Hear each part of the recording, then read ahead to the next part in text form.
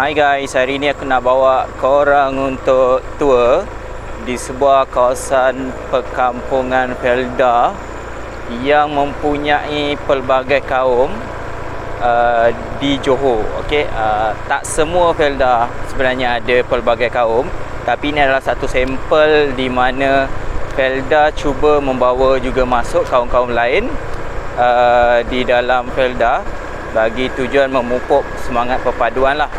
Jadi selepas 40 tahun, okey, Felda yang aku dalam berada dalam video ni, okey, dah dibuka sejak tahun 80-an, awal 80-an. Jadi di tahun 2020 sudah 40 tahun lah Felda ni berjalan. Dan kita nak tengok sebenarnya hari ni apakah yang terjadi kepada Felda ni selepas 40 tahun. Okey, ini jalan masuk. Salon jalan masuk Felda ni agak jauh lah. Felda ni terletak 30 km dari bandar yang berhampiran. Okey, bandar utama lah, bandar Kota Tinggi. Okey, Felda ni terletak adalah sebahagian daripada wilayah Kejorah, iaitu Lembaga Kemajuan Johor Tenggara. Okey, jom kita tengok. Okey, ini dah masuk dalam kawasan perkampungan. Okey, kalau ikutkan kemudahan infrastruktur dia dah cantik. Kat sini sebelah tadi dah ada dewan. Okey, kemudian dia ada balai raya. Okey, jalan rayanya juga dah berturap lah, confirm lah turap, dan dia ada line-line lah macam di bandar lah. Okey, jadi ini adalah kawasan perkampungan. Kawasannya damai. Okey, dah ada tadika. Okey, macam sebelah sini. Okey, kau nampak tadi. Okey, dah ada tadika. Okey, kebanyakan rumah-rumah semua dah bertukar wajah. Tiada lagi rumah-rumah kayu. Okey, kira rare lah kalau ada rumah-rumah kayu. Sebaliknya semuanya telah dibangunkan dengan rumah-rumah batu. Okey, di sini di depan ni ada padang awam. Kemudahan, okey, ikutkan bermula bulan ini, okey, kemudahan Unify dah mula masuk di sini. Okey, ini kawasan-kawasan. Okey, kalau ikutkan konsep di sini, rumah di sini ada 400 lebih peneroka, dan kalau ikutkan total semua ada dalam 500 rumah. Di setiap blok, okey, paling kurang punya satu keluarga berbangsa Cina dan satu keluarga berbangsa India, paling kurang. Okey, tapi di bahagian kawasan-kawasan tertentu, okey, di kawasan yang terdapatnya kuil ataupun tokong, okey, ditempatkan lebih banyaklah keluarga-keluarga yang beragama tersebut. Contohnya macam nanti kita akan tengok di mana terdapatnya tokong, iaitu tempat sembahyang Cina. Okey, di blok itu kebanyakannya, majoritinya adalah kaum Cina yang tinggal, tapi tidaklah 100%, mungkin dalam 50%, okey, daripada jumlah keseluruhan yang tinggal di blok itu adalah kaum Cina. Okey, manakala di kuil kat kawasan tu kebanyakannya lah, taklah semua, tapi mungkin 30% adalah kaum India. Okey, jom kita tengok. Okey, ini kawasan yang dikatakan kaum Cina banyak tinggal lah. Okey, kalau di sini sebenarnya kaum-kaum Cina dah lewat sikit sebenarnya membangunkan rumah mereka, bukan sebab mereka tak ada kemampuan, tapi disebabkan oleh mereka ni kebanyakannya tak tinggal di sini lah sebenarnya. Sebaliknya mereka lebih tinggal di bandar. Okey, ni macam rumah transit lah. Anak-anak mereka pun, kalau ikut, okey, ni kawasan komuniti Cina lah lebih kurang. Anak-anak mereka pun sebenarnya taklah tinggal belajar di sekolah yang berada di dalam ni. Kebanyakannya akan sekolah di luar lah. Okey, ini adalah lokasi tokong, dan di kawasan sekitarnya adalah rumah-rumah kaum Cina lah. Okey. Okey, ni kawasan tokong hujung tu lah. Okey.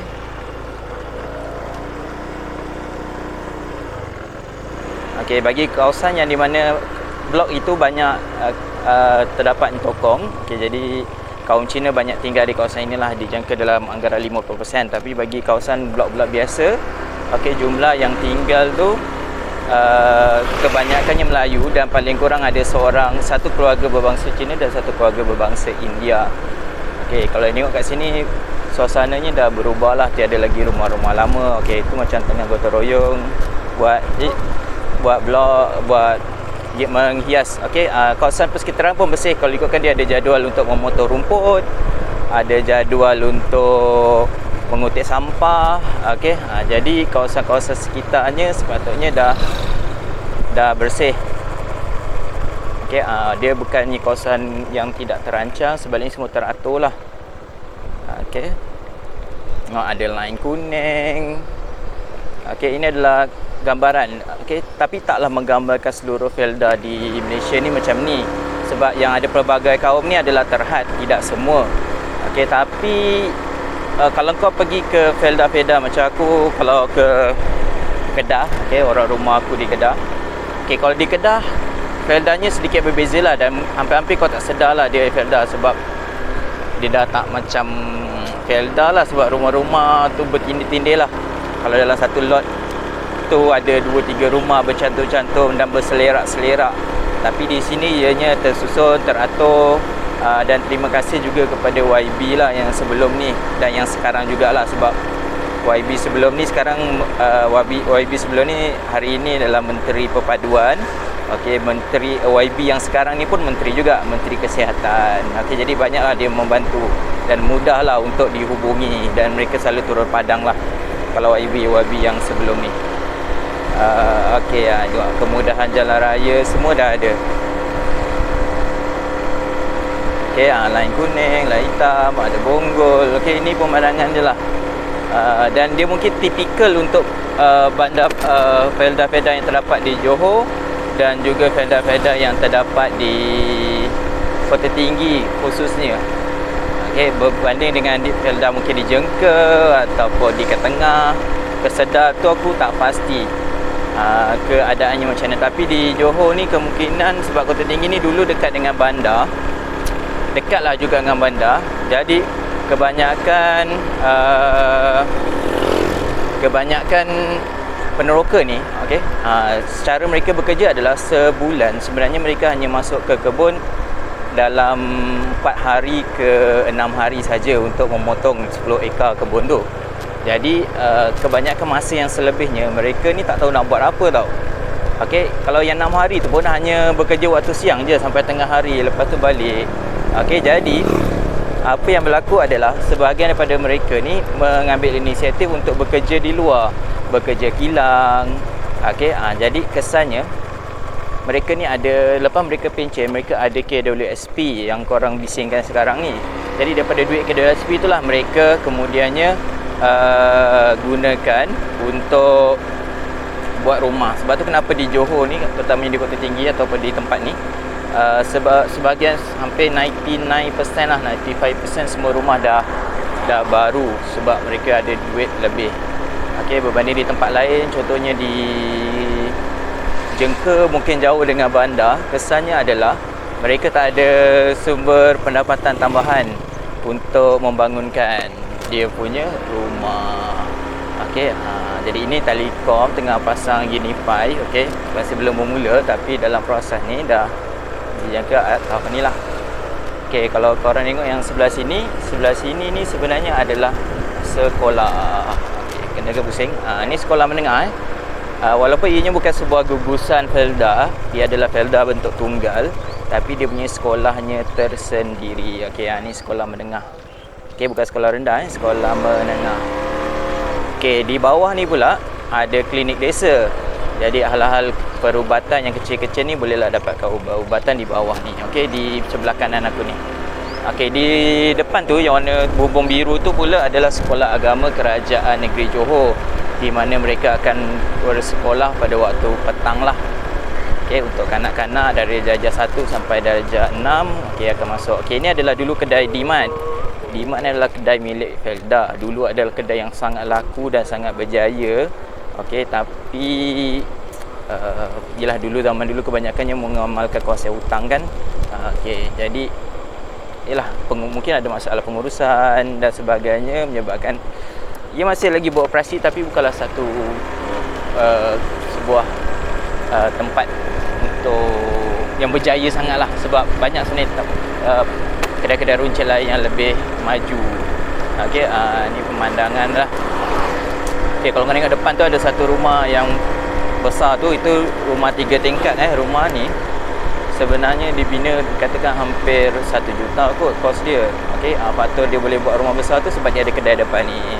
Okey, tapi disebabkan persaingan akhirnya kedai ni pun gagal juga bersaing dan mungkin dah kurang komitmen. Kalau dulu dia akan buka daripada 6 pagi sampai pukul 12 malam pun dia tak tutup. Sekarang ni kalau nak tengok dia buka pun susah. Macam tadi lalu tu tak buka tu. Okey, jadi sebenarnya dengan kedai runcit dengan penduduk 500 rumah ni pun sebenarnya kau boleh buat rumah sebesar tu duduk di kawasan ni, di kawasan Felda ni. Tak perlu pun cari market yang besar-besar. Bayangkan dengan duduk di kawasan Felda kau boleh ada rumah 3 tingkat yang sangat besar. Okey, jadi okey, kalau depan tu ada satu rumah besar, dia milik peniaga Cina lah, tu rumah tu dia ni meniaga kedai runcit juga, dapat buat rumah sebesar tu 2 tingkat. Okey, antara yang kaya lah. Alright, jangan kita pusing lagi. Okey, rumah ni macam taman safari lah, nursery je dia buat, banyak pokok-pokok. Okey, macam itulah kehidupan di Felda ni. Dia aman, tenang. Okey, selepas 40 tahun aku dapati bahawa tiada nampak pemusuhan pun dalam kalangan masyarakat pelbagai kaum ni. Masing-masing boleh hidup harmoni, masing-masing boleh hormat kepercayaan masing-masing. Okey, cuma kalau dari segi generasi kedua lah, generasi pertama tu pada aku tak ada masalah sebab mereka saling menghormati dan mereka saling duduk bersama. Tapi masalahnya bila generasi kedua mereka tak hantar ke sekolah menengah, kesannya adalah mereka tak bercampur dengan masyarakat sekeliling. Okey, mereka memilih untuk hantar anak mereka ni sekolah di luar. Aku tak faham kenapa mereka perlu buat macam tu. Bukan saja di sekolah menengah, malah daripada sekolah rendah pun mereka dah start hantar anak mereka ke sekolah di bandar. Okey, sanggup sewa rumah di bandar. Okey, dan ada juga sebahagian daripada kaum Cina yang tak tinggal pun di dalam ni. Mereka datang sekali-sekala hujung minggu atau sebulan sekali untuk tengok rumah. Okey, sebahagian besarnya duduk di luar, ada bisnes, ada perniagaan di luar lah. Manakala yang India pula dilihat mereka setia berada dalam ni dan mereka bersekolah di sini, bergaul dengan masyarakat setempat lah. Selalunya kalau aku tengok mereka mudah bergaul dengan masyarakat Melayu yang ada. Okey, dan kita saling menghormatilah. Okey, kita mungkin faham, mungkin kalau mereka diberi pilihan dan kuasa kewangan yang baik pun mereka mungkin nak hantar anak di sekolah di luar macam masyarakat Cina. Tapi bagus jugalah bila mereka juga berhadapan dengan keadaan ekonomi yang tak begitu kukuh macam orang Melayu, jadi mereka bersekolah je di dalam ni. Sebab sekolah pun ada, sekolah menengah ada, sekolah rendah ada, segala-galanya ada di dalam ni. Jadi kalau ikutkan mereka nak cari apa lagi kan. Okey, tapi itulah masyarakat Cina kebanyakan memilih untuk hantar anak mereka bersekolah di luar. Okey, tu yang hantar motor tadi tu orang kaum India. Okey, ni yang warna kuning ni tokong Cina rumah ni lah, baru buat. Okey, inilah keadaannya. Okey, kalau kau belok sempang ni, okey, sebelah kiri ni itu adalah sempang Kekuil. Okey, begitulah kehidupan masyarakat Felda selepas 40 tahun hidup dalam masyarakat majmuk di Felda ni. Okey, aku rasa idea tentang penggabungan satu kaum tinggal dalam satu Felda ni ada idea yang bagus. Okey, tapi mungkin tak begitu berkesan 100%, tapi masih lagi boleh mencapai lah hingga mungkin 70 ke 80% keberkesanan dia. Tapi itulah, kawalan tu perlu ada lah. Mungkin sebab lokasi ni 30 km dari bandar dan mungkin ianya tak terlalu jauh, jadi mereka nampak ada ruang untuk mereka hantar anak mereka ke sekolah di luar dan juga hidup di luar lah. Di sini hanya untuk transit saja. Okey, jadi itu je aku nak cerita tentang sebuah Felda yang mempunyai masyarakat yang hidup berbilang kaum dan berbilang bangsa di sini. Okey, jumpa lagi dalam video seterusnya. Assalamualaikum dan jumpa lagi. Jangan lupa subscribe ya.